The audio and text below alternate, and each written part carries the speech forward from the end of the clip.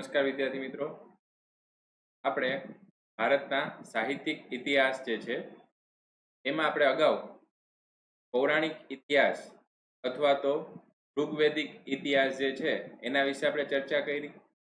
ઋગ્વેદના કાળમાં જે રચાયેલા ગ્રંથો છે એ ઋગ્વેદ, સામવેદ, અથર્વવેદ અને યજુર્વેદ, આ 4 વેદની રચના થયેલી હતી. ત્યારબાદ આરણ્યકો અને બીજું આપણે વેદાંગો, એના વિશે આપણે ચર્ચા કરી હતી. હવે જે વાત કરવાની છે એ આપણે એ પછીનો સમયગાળો, એટલે કે બૌદ્ધ ધર્મનો ફેલાવો જ્યારે થયેલો હતો એ સમયના સાહિત્યની જો વાત કરીએ તો એ સમયનું જે સાહિત્ય જે છે એ પાલી ભાષામાં લખાયેલું હતું. આપણે અગાઉ પણ ચર્ચા કરી હતી કે આ સમયનો જે સાહિત્યનો સમયગાળો છે એમાં ભાષા જે છે એ પાલી ભાષાનો ઉપયોગ કરવામાં આવે છે. આ સમયગાળો એટલે કયો તો સમ્રાટ અશોકનો જે સમયગાળો છે એમાં પાલી ભાષાનો ઉપયોગ થતો હતો. ત્યારબાદ જો આપણે વાત કરીએ તો બૌદ્ધ ધર્મનો જે ગ્રંથ છે એને ત્રિપિટક તરીકે ઓળખવામાં આવે છે. ખાસ યાદ રાખવાનું છે, પરીક્ષામાં બહુ બધી વખત પૂછાઈ ગયેલું છે. ત્રિપિટક તરીકે ઓળખવામાં આવે છે, જેના જો આપણે નામ જોઈએ તો સુત પિટક અથવા તો સૂત્ર પિટક, વિનય પિટક અને અભિધમ પિટક, આ જે છે આ ત્રિપિટક તરીકે ઓળખાય છે અને બૌદ્ધ ધર્મનું સાહિત્ય દર્શાવે છે. ત્યારબાદ વાત કરીએ આપણે મૌર્યકાલીન સમયગાળા પછી જે ભારતનો સુવર્ણ યુગ કહેવાય છે એવો ગુપ્ત યુગ. ગુપ્ત યુગ વિશે તમે ક્યાંક ને ક્યાંક તો સાંભળેલું જ હશે. ચંદ્રગુપ્ત પહેલો, આ ચંદ્રગુપ્ત એટલે ચંદ્રગુપ્ત મૌર્ય વાળો નહીં, આ ચંદ્રગુપ્ત એટલે ગુપ્ત યુગનો ચંદ્રગુપ્ત. પછી ચંદ્રગુપ્ત બીજો. તો આ બધા સાહિત્યકારો જે છે, આ બધા જે રાજાઓ છે એ સમયગાળા દરમિયાન અનેક ગણો સાહિત્યનો વિકાસ થયેલો હતો. તો આપણે એવું વિચારીએ કે શું એ સાહિત્યમાં વાર્તાને એવી બધી જ રચના કરતા હશે? કારણ કે આપણે પહેલાના સમયમાં પૌરાણિક સમયમાં સાહિત્યની વાત કરી, એનો એક પ્રકાર હતો. શું પ્રકાર હતો? કે આપણે જીવન કેવી રીતે જીવવું જોઈએ એના વિશે વધારે ચર્ચા કરી હતી. આપણે આરણ્યકોમાં વાત કરી કે જે વ્યક્તિઓ છે એ રણમાં વનમાં જઈ અને પોતે કેવું જીવન કાપતા હશે એના વિશે આપણે ચર્ચા કરી. એને આપણે આરણ્યકો કીધેલા છે. આરણ્ય એટલે વન. તો અંતિમ સમયગાળામાં તેઓ કેવી રીતના જીવતા હશે એના વિશે વાત કરી. તો આ સમયના જે કવિઓ છે અથવા તો આ સમયના જે સાહિત્યકારો છે એ પણ એક પ્રકારનું આપણે જોવા જઈએ તો રાજા છે એના ગુણગાન ગાવાના એવા સાહિત્યની રચના કરતા. આપણે ઉદાહરણ આપીએ તો અહીંયા આપણને ઘણા બધા એવા સાહિત્યકારો આપેલા છે. જેમ કે આપણે કહીએ બાણભટ્ટ, આપણી પાસે તો ઘણા બધા ઉદાહરણ છે. અહીંયા આપણને આપેલું છે, એના ઉપરથી આપણે લઈએ તો બાણભટ્ટ. તો બાણભટ્ટ છે એ કોના સમયગાળામાં થઈ ગયેલા અથવા તો કોના સમયના સાહિત્યકાર છે? તો આપણને ખ્યાલ જ છે કે સમ્રાટ હર્ષવર્ધન છે, તો એ હર્ષવર્ધનના સમયગાળા દરમિયાન કવિ બાણભટ્ટ થઈ ગયા છે. અને આ બાણભટ્ટ જે છે એને પોતાના સાહિત્યમાં કેની રચના કરેલી છે અથવા તો શું આપેલું છે આપણને? તો એને આ સમયગાળા દરમિયાન આપણને હર્ષવર્ધન જે છે એ હર્ષવર્ધનનું જીવન ચરિત્ર, પછી હર્ષવર્ધન જે છે એ હર્ષવર્ધન દ્વારા કેટલા યુદ્ધ જે છે એ જીતવામાં આવેલા છે, અથવા તો હર્ષવર્ધનની જે ગુણગાથા છે એ જે છે એ ગાવામાં આવેલી છે. તો આ સમયના જે કવિઓ અથવા તો સાહિત્યકારો હતા એ વધારે પડતું રાજાના વખાણ કરતા હતા, એવા સાહિત્યની રચના કરતા હતા. પણ એ બધાથી અલગ આપણે વાત કરીએ કાલિદાસ. અહીંયા આપણને ઉદાહરણ આપ્યા છે કાલિદાસ, ભવભૂતિ, ભારવી, ભર્તુહરી, આ બધા આ સમયના સાહિત્યકારો છે. પણ આપણે અહીંયા મુખ્ય જે યાદ રાખવાના છે, મેં તમને કીધું એ પ્રમાણે બહુ બધા નામ આવશે, પણ તમારે માત્ર મુખ્ય જે સાહિત્યકારો છે એના જ નામ યાદ રાખવાના છે. તો હવે જે મુખ્ય સાહિત્યકારની વાત કરીએ તો એ આવશે કાલિદાસ. કાલિદાસની પંક્તિઓ હાલના સમયમાં પણ આપણે જે બુક આવે છે એમાં અલગ અલગ 8મું ધોરણ, 9મું ધોરણ, 10મું ધોરણ બધામાં 3 થી 4 જેટલી કવિતા જે છે કાલિદાસની હોય જ છે. તો હાલના સમયમાં પણ આપણે કાલિદાસ છે એની આપણે પંક્તિઓ અથવા તો એની પંક્તિઓ આપણે મોઢે પણ હોય છે, એના કાવ્યો આપણે સાંભળીએ છીએ. તો આ સમયના એ વિશ્વ પ્રખ્યાત અથવા તો વિશ્વ પ્રસિદ્ધ કવિ હતા. તેની અલગ અલગ રચનાની જો વાત કરીએ તો તેની ઉત્કૃષ્ટ નાટ્ય શૈલી જે છે એ છે કુમાર સંભવ, રઘુવંશ, મેઘદૂત, ઋતુસંહાર, અભિજ્ઞાન શાકુંતલમ. આ જે છે એ કવિ કાલિદાસ જે છે એની ખૂબ જ ઉત્કૃષ્ટ નાટ્ય શૈલી જે છે એનો સમાવેશ કરવામાં આવ્યો છે. તો આ બધા કવિ કાલિદાસના ગ્રંથો છે. આ વાત કરીએ આપણે ગુપ્તકાલીન જે સમયગાળો છે એ ગુપ્તકાલીન સમયગાળા દરમિયાન જે કવિ કાલિદાસ જે થઈ ગયા છે એની આપણે રચના વિશે વાત કરી. પછી મેં તમને કીધું એ પ્રમાણે કે અહીંયા આપણને અલગ અલગ ઘણા કવિ આપેલા છે, જેમ કે ભવભૂતિ. તો ભવભૂતિ છે એના દ્વારા રચિત છે ઉત્તમ રામચરિત, એ ભવભૂતિ દ્વારા રચિત છે. ભારવી દ્વારા કિરાતાર્જુનમ, ભારવી દ્વારા કિરાતાર્જુનમ, અને અહીંયા વિશાખા દત્તનું મુદ્રા રાક્ષસમ અથવા તો મુદ્રા રાક્ષસ, પછી શુદ્રકનું ઉચ્છકટિકમ, દંડીનું દશકુમાર ચરિત. આ બધાનો સમાવેશ થાય છે ગુપ્તકાલીન સમયગાળા દરમિયાન. આમ તો જોવા જાય તો હર્ષચરિત અથવા તો હર્ષવર્ધન જે છે ગુપ્તકાળ પછીના સમયગાળાનો છે, પણ આપણે એને એક યુગ તરીકે લીધેલો છે તો આપણે એમાં જ સમાવેશ કરશું. ત્યારબાદ વાત કરીએ કે આ સમયના જે ગ્રંથો હતા અથવા તો જે રચના હતી એમાં કઈ કઈ ઘટનાનો ઉલ્લેખ કરવામાં આવ્યો. મેં તમને કીધું એ પ્રમાણે પહેલાના સમયમાં કેવી રીતે જીવવું એના વિશે ચર્ચા કરવામાં આવતી, અને આ સમયગાળા દરમિયાન જે રચના થતી હતી એમાં રાજકીય ઘટનાઓ એટલે કે કોઈ યુદ્ધ ને એવું બધું ખેલાણું હોય તો એના વિશે, પ્રણય અથવા તો કોઈ પ્રસંગો છે એ પ્રસંગો, પછી રૂપકો, હાસ્ય પ્રસંગો, તત્વજ્ઞાન વગેરે વિશેનો ફેલાવો જે આ સમયગાળા દરમિયાન થયો હતો. એટલે તો ગુપ્તકાળ જે છે એને ભારતનો સુવર્ણ યુગ કહેવાય છે. આ બધી વાત કરીએ આપણે એવા સાહિત્યકારોની કે જેને આપણને ઘણો બધો સાહિત્યનો ભંડાર આપેલો છે, પણ આપણે તો ગુજરાતની જો વાત કરીએ તો ગુજરાતમાં પણ સાહિત્યકારો કંઈ ઓછા ન હતા. આપણને નામ તો અમુક મોટે જ હશે, જેમ કે નરસિંહ મહેતા, મીરાબાઈ. આ બધા તો એવા છે કે જેને 1 લાખ જેટલા પદોની રચના કરેલી છે. તો નરસિંહ મહેતા, મીરાબાઈ, દયારામ, અખો, પ્રેમાનંદ, પ્રીતમ, ગંગાસતી જેવા કેટલા બધા સાહિત્યકારો જે છે એ આ સમયગાળા દરમિયાન એટલે કે મધ્યકાલીન સમયગાળા દરમિયાન આવેલા છે. જો કે મધ્યકાલીન સમયગાળા વિશે આપણે અલગથી ચર્ચા કરવાની છે. તો આપણે આવા જે સાહિત્યકારો છે એ ગુજરાતમાં પણ થઈ ગયા છે, જેને કેવી કેવી રચના કરેલી છે જે હાલ પણ આપણે ભણીએ જ છીએ, એટલે કે ગીતો, પછી ગરબીઓ, છપ્પા, આખ્યાન વગેરેની રચના જે છે એ આ સમયગાળા દરમિયાન કરેલી છે. તો આ વાત કરીએ આપણે ગુજરાતના અનેક સાહિત્યકારો વિશે. બીજા જો આપણે હજી જો વાત કરીએ તો નર્મદ છે, નવલરામ છે, પન્નાલાલ છે, ઉમાશંકર જોશી વિશે તો આપણે કેટલી બધી કવિતાઓ, કેટલા બધા એના પદ્ય જે છે એના વિશે પણ અભ્યાસ કરેલો છે. મહિપત રૂપરામ, નીલકંઠ એના વિશે પણ આપણને ખ્યાલ હશે. ગોવર્ધન રામ ત્રિપાઠી, સરસ્વતી ચંદ્ર જે છે એના રચયિતા છે. તો આવા બધા ગુજરાતી સાહિત્યકારો જે છે એ ગુજરાતમાં પણ વિકાસ પામેલા છે. હાલના સમયગાળા સુધીમાં આપણે જોવા જઈએ તો ગુજરાતમાં આશરે 10 થી 15 હજાર જેટલા સાહિત્યકારો ગુજરાતમાં થઈ ગયા. પણ આપણે જે છે મુખ્ય જે છે એના વિશે જ વાત કરવાની છે. તો અહીંયા આપણે આ ગુજરાતના સાહિત્યકારો વિશે ચર્ચા કરી. ત્યારબાદ વાત કરીએ, પહેલા આપણે વાત કરી ઉત્તરના અને મધ્ય ભારતના સાહિત્યકારો વિશે. હવે આપણે વાત કરવી છે દક્ષિણ ભારતના સાહિત્યકારો વિશે. તો અહીંયા વાત કરીએ કે તમિલ, તેલુગુ, કન્નડ, મલયાલમ. અહીંયા આપણે 4 ભાષા છે, તમિલ, તેલુગુ, કન્નડ અને મલયાલમ. ક્યાં કઈ ભાષા બોલાય છે તો એ આપણે વિચારીએ તો તમિલ એટલે આપણે નામ પરથી જ ખબર પડી જાય કે તમિલનાડુ. ત્યારબાદ તેલુગુ, તેલુગુ એટલે આપણને નામ પરથી ખબર પડી જાય. હવે તો આપણે અલગ રાજ્ય તરીકે પણ દરજ્જો આપેલો છે એટલે તેલુગુ એટલે તેલંગાણા. કન્નડ અને મલયાલમ.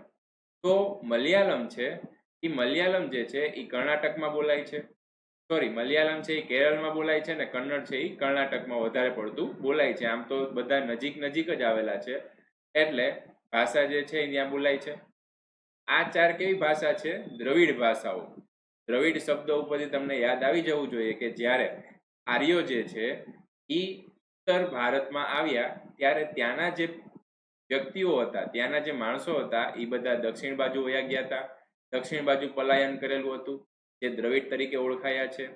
આ સમયમાં પણ સાહિત્યનો ખૂબ જ વિકાસ થયેલો હતો. તેનું સાહિત્ય ઈસવીસન પ્રારંભ જેટલું જૂનું છે, એટલે કે ઈસવીસન આપણે 1 ગણીએ, ઈસવીસન 4 ગણીએ, ઈસવીસન ની શરૂઆત ગણીએ, એ સમય સુધીનું જે જૂનું સાહિત્ય જે છે એ આ સમયમાં થયું હતું. તો આ સમયમાં કયા વંશ થયેલા હતા? તો આપણે યાદ રાખીએ તો એને સંગમ વંશ કહેવાય છે. સંગમ વંશ એટલે શું? તો કે ચેર, ચોલ અને પાંડ્ય. આપણે આટલું યાદ રાખવાનું છે. આ સમયનો જે આ સમયગાળો જે છે એટલે કે ઈસવીસનની જે શરૂઆત થઈ હતી, ઈસવીસન 1 ગણીએ, ઈસવીસન 10 ગણીએ, ઈસવીસનની શરૂઆત થઈ હતી ત્યારેનો સમયગાળો જે છે એને કયો વંશ કહેવાય છે? આપણે કેમ ગુપ્ત વંશ કહીએ છીએ, મૌર્ય વંશ કહીએ છીએ, એ સમયે દક્ષિણ ભારતમાં કયો વંશ હશે? તો દક્ષિણ ભારતમાં સંગમ વંશ હશે, સંગમ વંશ હતો. આ સંગમ વંશમાં કોનો સમાવેશ થતો હતો? તો ચેર, ચોલ અને પાંડ્ય. આપણે ચોલ વિશે તો ઘણી બધી વસ્તુ આપણે અગાઉ પણ જોઈ ગયા. ચોલ સમયના સ્થાપત્યો જે છે એના વિશે આપણે ચર્ચા કરી ગયા છે. ભારતની પ્રચલિત પરંપરા અનુસાર 3 સંગમોનું આયોજન થયું છે, જેમાં અનેક સંતો અને કવિઓ જે છે એ થઈ ગયા. તો આપણે જે રીતના સાહિત્યમાં ગુજરાતી અને હિન્દીની આપણે વાત કરી હતી, વ્યાકરણ માટેની વાત કરી હતી, એવી રીતના આ સમયમાં પણ વ્યાકરણ અને ગીતોનું સંગમ થયેલું હતું, અથવા તો ગીતો જે છે એનું ગાન થયેલું હતું. એમાં એને નામ આપેલા છે એતુથ કોઈ, એતુથો કઈ. આપણે ભાષા જે છે એ તામિલ ભાષા ને એવી ભાષા હોય તો આપણને થોડુંક બોલવામાં પ્રોબ્લેમ થાય, પણ આપણે એને યાદ રાખવાનું છે.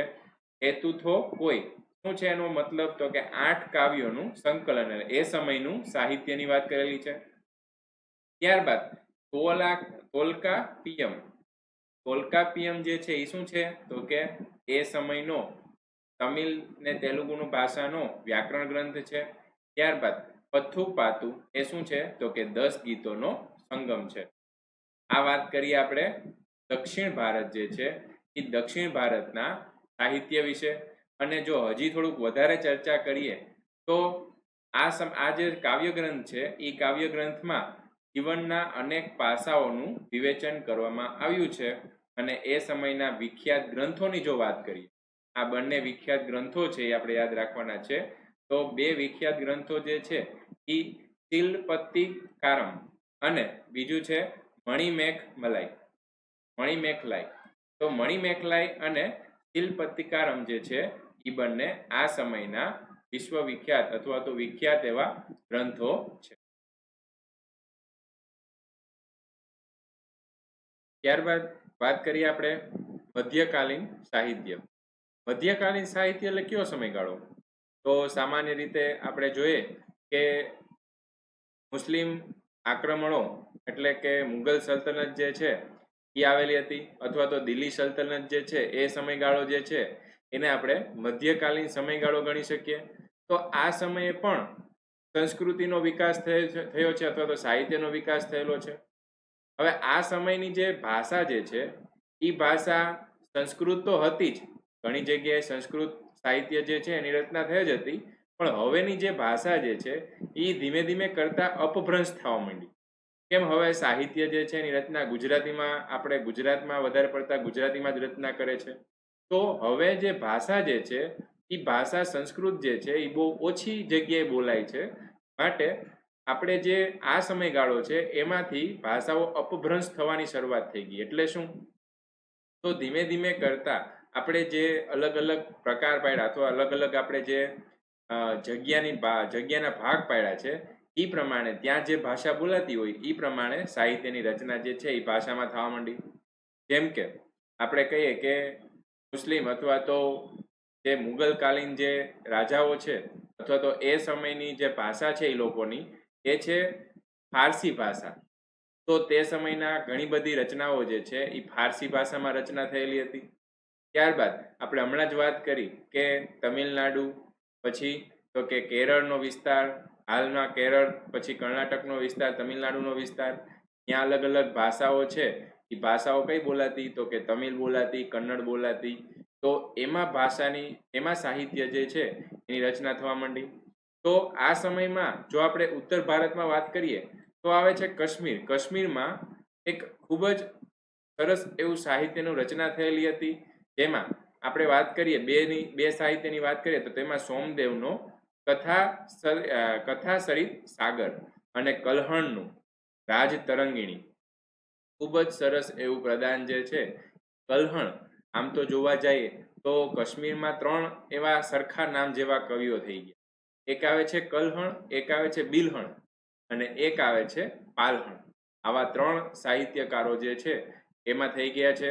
એમાં પણ બિલહણ જે છે એને તો કર્ણસુંદરી એટલે કે ગુજરાતનો જે રાજા હતો ને એની અને એના જે પત્ની હતી એની રચના દર્શાવતું એક કર્ણસુંદરી જે છે સાહિત્ય એની રચના કરેલી હતી. તો વાત કરીએ આપણે અહીંયા કલ્હણ જે છે એનું રાજતરંગિણી. તો રાજતરંગિણીમાં શું દર્શાવેલું છે? તો કે કાશ્મીરનો મહત્વપૂર્ણ ઇતિહાસ, કાશ્મીરનો ઇતિહાસ જે છે એ કેમાં દર્શાવેલો છે? રાજતરંગિણીમાં દર્શાવેલો છે. આ જે રાજતરંગિણી જે છે એને ભારતનો સૌથી પૌરાણિક અથવા તો ઐતિહાસિક ગ્રંથ તરીકે પણ ગણવામાં આવે છે. ત્યારબાદ વાત કરીએ આપણે અન્ય જે મહત્વની કૃતિઓ, એમાં આવે છે જયદેવની આવે છે ગીત ગોવિંદ જે કૃતિ જે છે એનો પણ ખૂબ જ મહત્વનું રચના જે છે એમાં કરેલી છે. અને એની ગણના જે છે એ સંસ્કૃતના સુંદરમાં સુંદર કાવ્ય ગ્રંથ છે એમાં આપણને જોવા મળે છે. ત્યારબાદ આપણે હમણાં કીધું એ પ્રમાણે કે અપભ્રંશ થયેલી ભાષા એટલે શું? તો કે હવે બધી જગ્યાએ સંસ્કૃત બોલાતી નથી. આ સમયગાળો દરમિયાન એટલે કે મધ્યકાલીન સમયગાળો જે છે એમાં બધી જગ્યાએ સંસ્કૃત બોલાતું નથી. એટલે અપભ્રંશ થયેલી એટલે સંસ્કૃતમાંથી ઉતરી આવેલી ભાષા. તમને એક વાત જાણીને પણ નવાઈ લાગશે કે અંગ્રેજી જે છે એ અંગ્રેજી પણ એમાં પણ કેટલા બધા જે શબ્દ સંસ્કૃતમાંથી ઉપાડવામાં આવેલા છે અથવા તો સંસ્કૃતમાંથી લેવામાં આવેલા છે. તો આવી બધી ભાષાઓ અપભ્રંશ ભાષાઓ કહેવાય છે. ત્યારબાદ આપણે વાત કરીએ કે કવિ ચંદ્રબરદાઈ છે. ચંદ્રબરદાઈની પૃથ્વીરાજ રાસો, આના વિશે તમે ક્યારેક ને ક્યારેક જો સાંભળેલું હોય તો પૃથ્વીરાજ ચૌહાણ જે છે એ રાજસ્થાનના જે રાજવી હતા સોમેશ્વર, એના પુત્ર પૃથ્વીરાજ ચૌહાણ. એના વિશે તમને ક્યાંક ને ક્યાંક તો સાંભળેલું જ હશે, એની સિરિયલ પણ આવે છે. અને તે દિલ્હીમાં શાસન કરતા હતા. એ સમયે આપણે ઇતિહાસની વધારે ચર્ચા નથી કરતા. મોહમ્મદ ગોરી અને પૃથ્વીરાજ ચૌહાણનું યુદ્ધ થયેલું હતું, એના વિશે આપણે વધારે ચર્ચા નથી કરતા. પણ આપણને જે અહીંયા કવિ ચંદ્રબરદાઈ છે એને પૃથ્વીરાજ રાસોમાં તેના વીરતાપૂર્વક કાર્ય જે છે એના વખાણ જે છે અથવા તો એનું વર્ણન કરેલું હતું. એટલે મેં તમને કીધું એ પ્રમાણે કે મધ્યકાલીન સમયગાળા દરમિયાન વધારે પડતું રાજા જે છે એના વખાણ કરતા જે ગ્રંથો છે એની વધારે પડતી રચના થયેલી હતી. આ સમયની આપણે દ્રવિડ કુળની ભાષાની વાત કરીએ તો મેં તમને કીધું એ પ્રમાણે કન્નડ જે સાહિત્ય છે, આ કન્નડ સાહિત્ય એટલે કર્ણાટકમાં જે ઉપયોગમાં આવતું, હાલના સમયમાં જે કર્ણાટક વિસ્તાર જે છે ત્યાં વધારે પડતી કન્નડ ભાષા બોલાય છે. તો આ જે કન્નડ સાહિત્ય છે તેના ઉપર જૈન ધર્મની અસર પડતી હતી વધારે. મેં તમને કીધું એ પ્રમાણે મૌર્યકાલીન સમયગાળા દરમિયાન બૌદ્ધ ધર્મ જે છે એ બૌદ્ધ ધર્મનો સારો વિકાસ થયો હતો. અને બૌદ્ધ ધર્મના આપણે ત્રિપિટક જે સાહિત્ય ગ્રંથ જે છે એના વિશે ચર્ચા કરી. તો આજે દક્ષિણ ભારત જે છે એમાં મધ્યકાલીન સમયગાળા દરમિયાન જૈન ધર્મની વધારે પડતી અસર જોવા મળતી હતી. તો એમાં જૈન સાહિત્ય જે હશે એનો વધારે વિકાસ થયો હશે. તો આ સમયે કવિ પંપા જે છે, એક વસ્તુ રહી ગઈ કે શંકરાચાર્યનું ભાષ્ય જે છે એ પણ મુખ્ય ગ્રંથ જે છે એ હતો. અહીંયા આપણે વાત કરતા હતા કવિ પંપા છે એને આદિ પુરાણની રચના કરેલી હતી. તથા જૈન તીર્થંકર 16મા જૈન તીર્થંકર જૈન તીર્થંકર ટોટલ કેટલા છે? 24 જૈન તીર્થંકર છે. એમાં 24મા જે છે એ મહાવીર સ્વામી જે છે એ 24મા જૈન તીર્થંકર છે, જેને તમે ક્યાંક ને ક્યાંક સાંભળેલું જ હશે. અને જેને જૈન ધર્મની રચના કરેલી છે એવા મહાવીર સ્વામી 24મા તીર્થંકર છે. તો અહીંયા 16મા તીર્થંકરની વાત કરેલી છે. એના તીર્થંકરનું જીવન આલેખતું શાંતિ પુરાણ જે છે એ કવિ પોન્નાએ તૈયાર કરેલું હતું. ત્યારબાદ વાત કરીએ આપણે કે આ રન્ના. અહીંયા આપણે વાત કરીએ પોના અને અહીંયા વાત કરીએ આપણે રન્ના. આપણા માટે નામ જે છે એ થોડાક અલગ લાગશે, કારણ કે દક્ષિણ ભારતના નામ છે. એને અજીતનાથ પુરાણની રચના કરેલી હતી. તો આ અજીતનાથ જે છે, અજીતનાથ પણ શું છે તો કે જૈન ધર્મના એક તીર્થંકરનું નામ છે. બીજા નંબરના તીર્થંકર જે છે એ અજીતનાથ છે. એ યુગના કવિઓ અહીંયા આપણને કીધું છે મુખ્ય કવિઓ. અહીંયા આપણે પોન્ના અને રન્ના તો જોયેલું છે. એક બીજા જે છે એ પંપા. આ 3 સાહિત્યકાર જે છે એ 3 સાહિત્યકાર જે છે એને કન્નડ સાહિત્યની ત્રિપુટી કહે છે. પંપાએ રચેલું આદિપુરાણ, પછી તો કે પોન્નાએ રચેલું શાંતિ પુરાણ અને રન્નાએ રચેલું અજીતનાથનું પુરાણ અથવા તો અજીતનાથ પુરાણ. આ સમયની ખૂબ જ પ્રચલિત એવી સાહિત્યની કૃતિઓ છે. અને હજી જો વધારે વાત કરીએ આપણે તો કવિ કંબલ જે છે કંબલે તમિલ ભાષામાં રામાયણની રચના કરેલી હતી. તો આપણે હવે તો ખ્યાલ જ છે કે ગુજરાતીમાં પણ આપણે રામાયણ જે છે મળી રહે છે, પણ ખરેખર એની રચના કેમાં થયેલી છે? સંસ્કૃતમાં થયેલી છે. પણ જેમ જેમ ભાષાઓ જે છે એ અલગ પડતી ગઈ એમ સાહિત્યકારો છે પોતાની ભાષામાં આવી બધી રચના જે છે એ રચના કરતા ગયા છે. તો આ વાત કરી આપણે મધ્યકાલીન સાહિત્યકારની અથવા તો મધ્યકાલીન સાહિત્યની. આગળના લેક્ચરમાં આપણે વાત કરશું કે દિલ્હી સલ્તનત કાળ અને મુગલ કાળ જે છે આ સમયે સાહિત્યનો કેવો વિકાસ થયેલો હતો એના વિશે આપણે ચર્ચા આગળના લેક્ચરમાં કરશું. આભાર.